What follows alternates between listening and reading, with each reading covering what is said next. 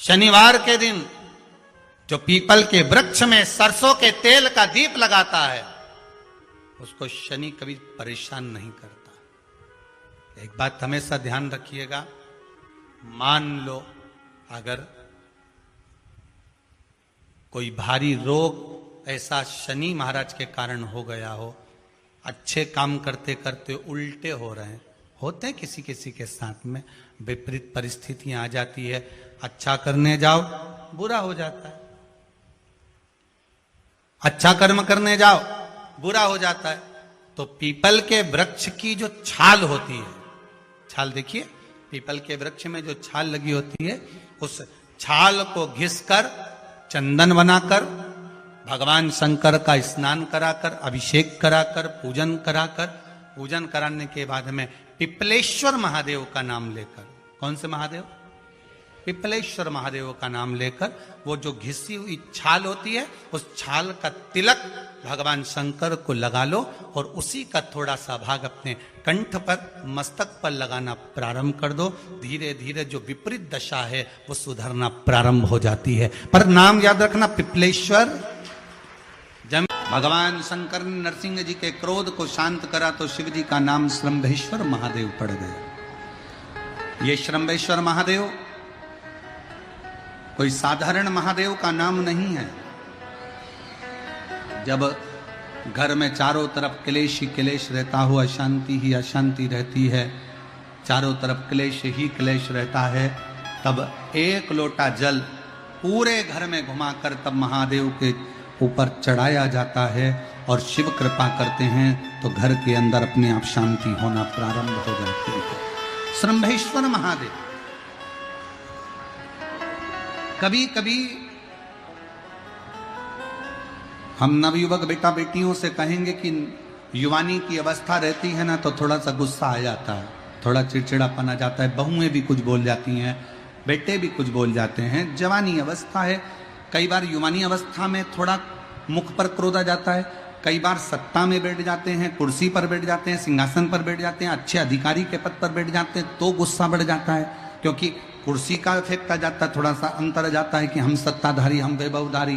तो उस समय पर कभी कभी नवयुवक बच्चे हों, कभी नवयुवक बेटियां हों, कभी कोई आधिकारिक पद पर बैठ गए तो अंदर से थोड़ा थोड़ा चिड़चिड़ापन, क्रोध आ जाता है। कई बार पत्नी भी कह देती, कैसे हो गए हो तुम, क्यों चिड़चिड़ करते हो, शांति रखा करो, थोड़ा अच्छे रहा करो। उस समय पर कुछ ना करा जाए तब एक बेलपत्र, एक चावल का दाना शिव जी को समर्पित कर कर श्रंभेश्वर महादेव के नाम से भगवान शंकर को जल चढ़ाना प्रारंभ कर दो।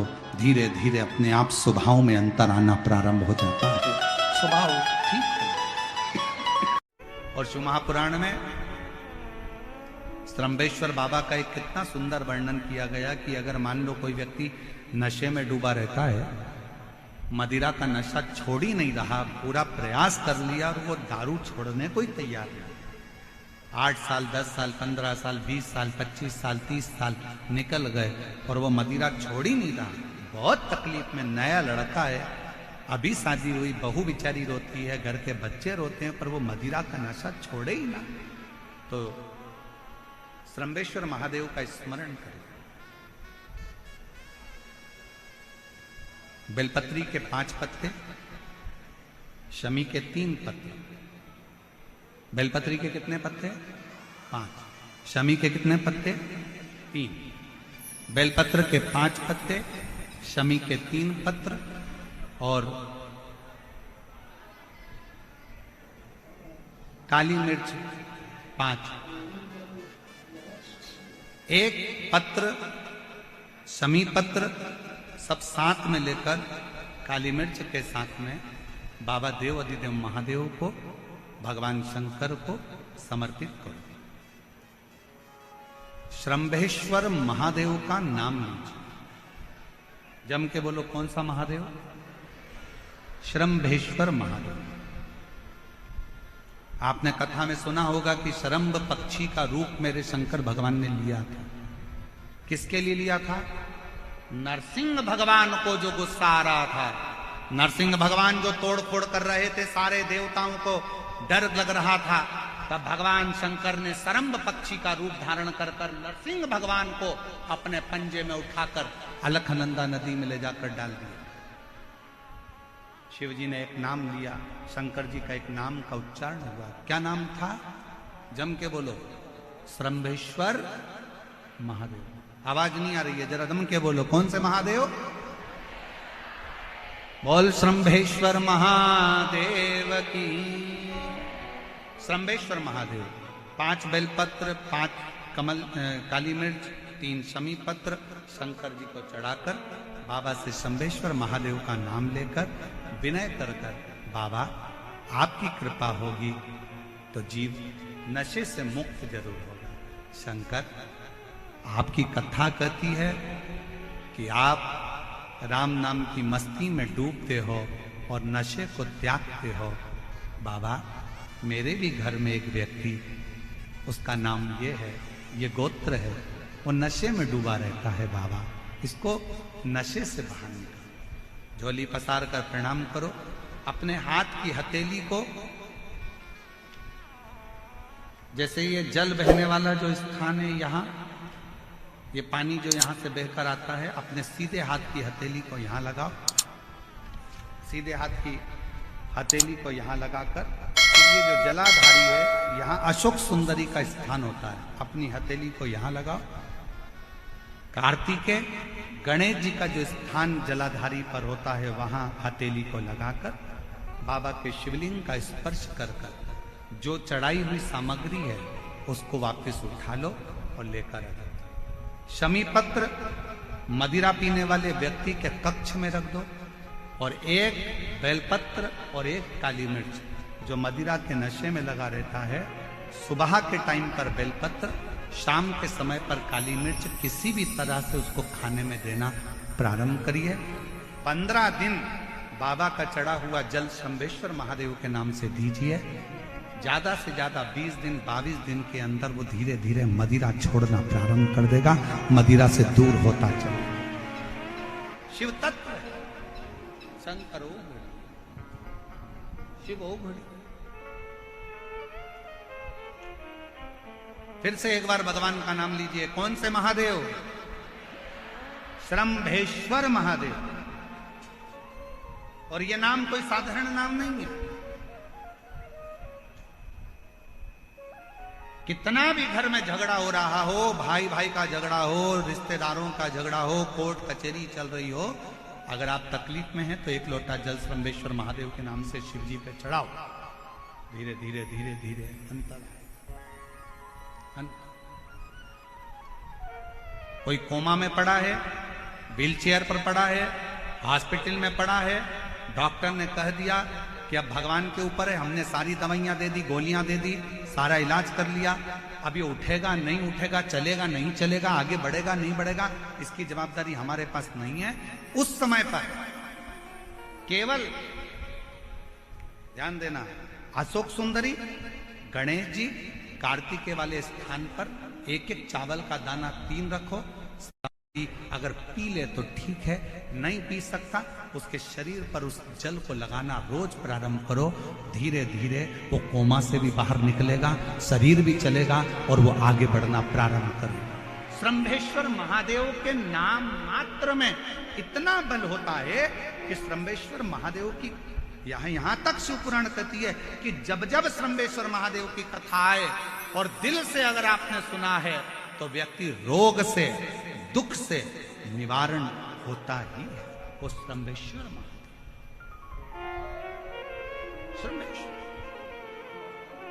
क्यों शिव महापुराण की कथा में लोग इतने तकलीफ है, बीमार हैं तो भी शंकर की कथा में क्यों जाते? इतना धूप है, गर्मी है, फिर भी लोग जाते, बीमार लोग भी पहुंचते, क्यों पहुंचते? उसका कारण है किसी भी तरह से शंकर की कोई कथा हमारे श्रवण शक्ति में जाएगी और वो हमें शक्ति प्रदान करेगी, क्योंकि उसका नाम महामृत्युंजय है। वो मृत्यु को भी जीत सकता है तो आराम जरूर दे सकता है।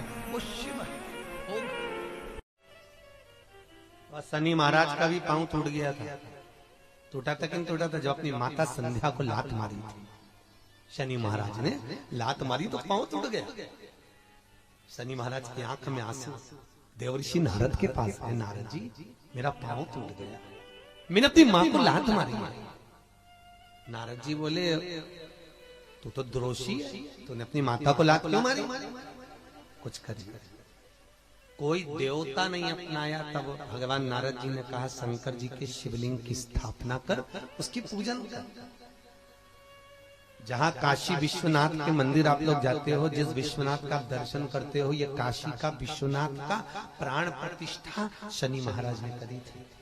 शनि महाराज के हाथ का शिवलिंग है और शिवलिंग की स्थापना कर कर शनि महाराज ने भगवान शंकर से मांगा। शिव जी प्रकट हुए, मांगो शनि तुमको क्या चाहिए? शनि महाराज ने कहा मेरा पांव टूट गया, आप कृपा करिए। भगवान शंकर ने कहा शनि तूने मेरा भजन करा है, जा तेरा पांव तो जुड़ेगा पर पांव में थोड़ी लचकता तेरी बनी गई।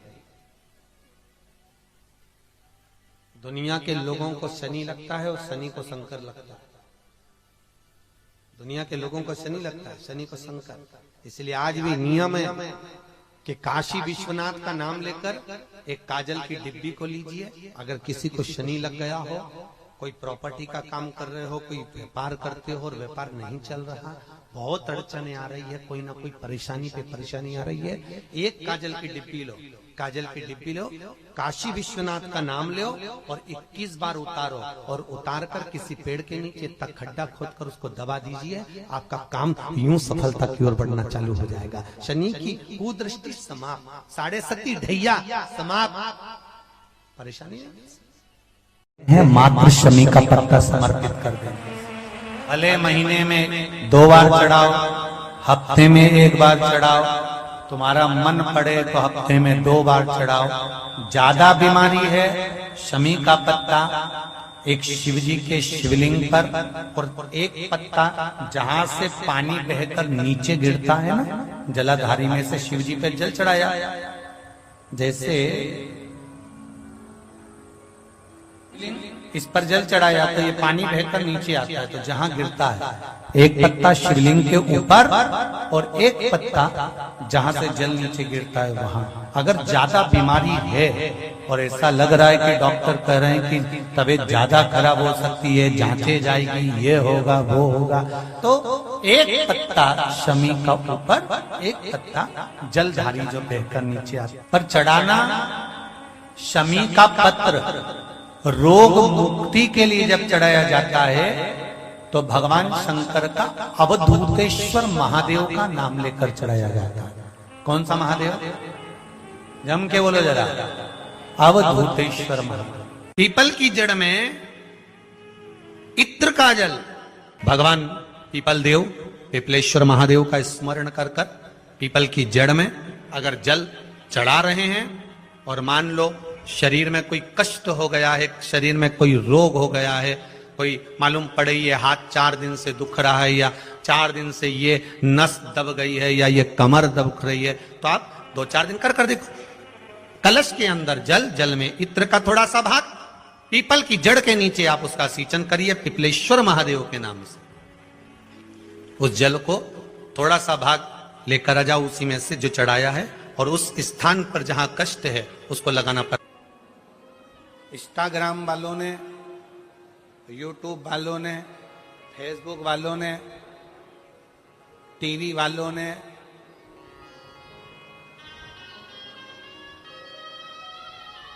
जितना फेसबुक है, जितना टीवी है, जितना इंस्टाग्राम है, जितनी सोशल मीडिया है, इन्होंने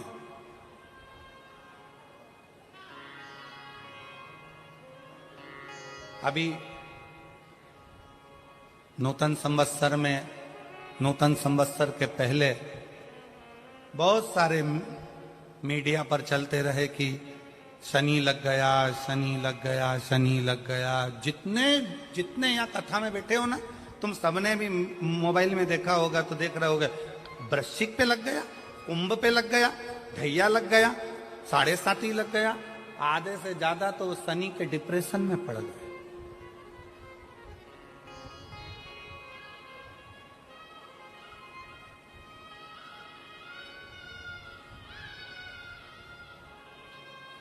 अरे भाई, शिव महापुराण की कथा को उठाकर देखिए। दुनिया के लोगों को शनि लगता है, शनि को शंकर लगता है।